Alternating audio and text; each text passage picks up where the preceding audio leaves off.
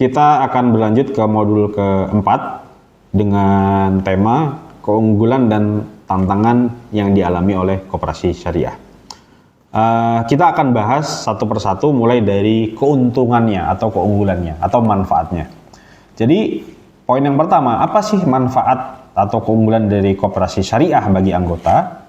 Paling tidak ada dua hal besar ya yang menjadikan koperasi syariah itu lebih unggul. Yang pertama, kita memfasilitasi akses pembiayaan yang halal, yang memastikan bahwa akad-akadnya mengandung keberkahan bagi anggota-anggota yang menjadi anggota di koperasi syariah. Karena kita harus akui di luar sana banyak anggota yang berharap bahwa semua sumber pendapatan, pengeluaran, atau semua aktivitas ekonomi yang terjadi dalam hidupnya itu harus bisa dipastikan kehalalannya, keberkahannya, sumber dananya dari mana, peruntukannya untuk apa. Maka koperasi syariah karena bisa memberikan akses tersebut, maka itu adalah keunggulan dari koperasi syariah yang tidak dimiliki oleh lembaga keuangan yang non syariah.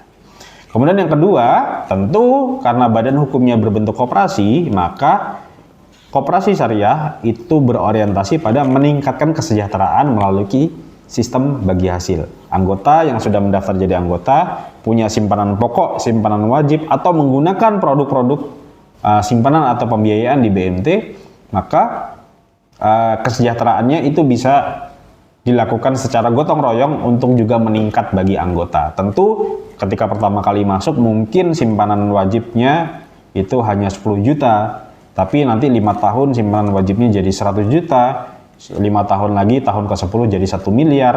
Itu membuktikan bahwa peningkatan kesejahteraan terjadi di anggota, dan dari simpanan wajib yang ada di koperasi tersebut ada imbal jasanya atau imbal baliknya dalam bentuk SHU atau sisa hasil usaha yang bisa dinikmati sebagai bentuk berbagi kesejahteraan bagi anggota.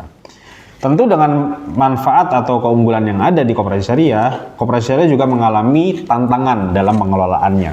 Paling tidak ada dua poin besar terkait dengan tantangan dalam mengelola koperasi syariah.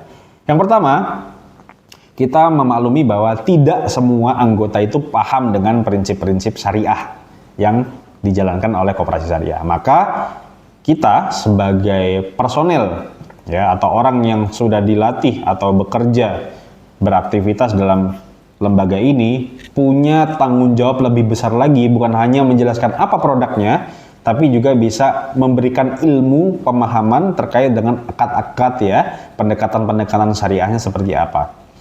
Dan tentu tidak semuanya ketika diberikan pemahaman langsung memahami, karena butuh proses atau aplikasi bisnis yang real, aplikasi ekonomi yang real di kehidupan nyata. Dilengkapi dengan contoh-contoh biasanya seperti itu. Dan ada tantangan yang kedua, yaitu adalah persaingan dengan lembaga keuangan yang konvensional. Kalau lembaga konvensional karena cepat, karena persyaratannya tidak ribet dan tidak pakai pertimbangan-pertimbangan syariah, biasanya orang juga akan melirik cari gampangnya saja, gitu ya. Nah, tantangan ini yang harus kita hari ini akui. Maka untuk memastikan bahwa anggota itu mau menggunakan produk layanan di koperasi syariah, maka tadi tugas kita memang agak lebih berat di bagian sana, dan ini menjadikan tantangan yang lebih buat insan di koperasi syariah. Tentu dengan manfaat atau keuntungan yang dialami tadi dan kelemahan-kelemahan atau tantangan yang kita hadapi, kita juga akhirnya harus tahu bagaimana strategi untuk bisa berhasil dalam mengembangkan koperasi syariah. Paling tidak ada dua poin juga gitu ya. Yang pertama, harus ada inovasi-inovasi produk yang berbasis digital. Mungkin kalau hari ini ya, orang sudah lebih cepat menerima informasi, informasi promo-promo, informasi produk-produk gitu ya, itu bisa diselenggarakan lewat digital. Dan termasuk juga layanan-layanan ketika anggota itu datang ke kantor atau ketika ingin mengakses pembiayaan, itu bisa diakses secara digital. Sehingga kalau dulu belum digital membutuhkan waktu lama dan tidak efisien, dengan digital bisa lebih cepat gitu ya dan lebih efisien.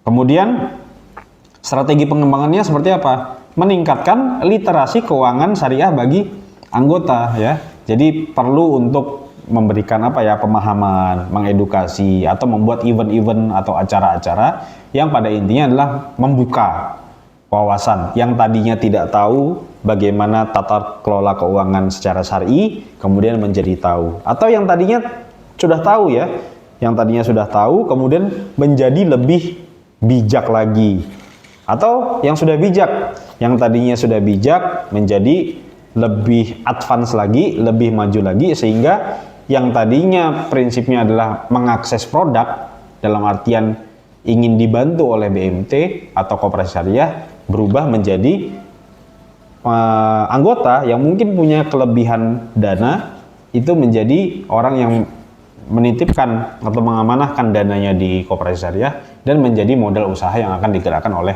koperasi tersebut. Kurang lebih begitu. Ini adalah akhir dari modul keempat. Tugas yang perlu Anda kerjakan adalah studi kasusnya berupa sebuah koperasi syariah mengalami kesulitan dalam meningkatkan jumlah anggota dan partisipasi aktif mereka di koperasi syariah. Tugas yang harus Anda kerjakan adalah peserta diminta untuk menyusun strategi pengembangan koperasi syariah menurut versi Anda masing-masing dan mempresentasikannya dalam video 3 menit. Baik, terima kasih. Itu dia sekian dari 4 modul silabus pengenalan koperasi syariah.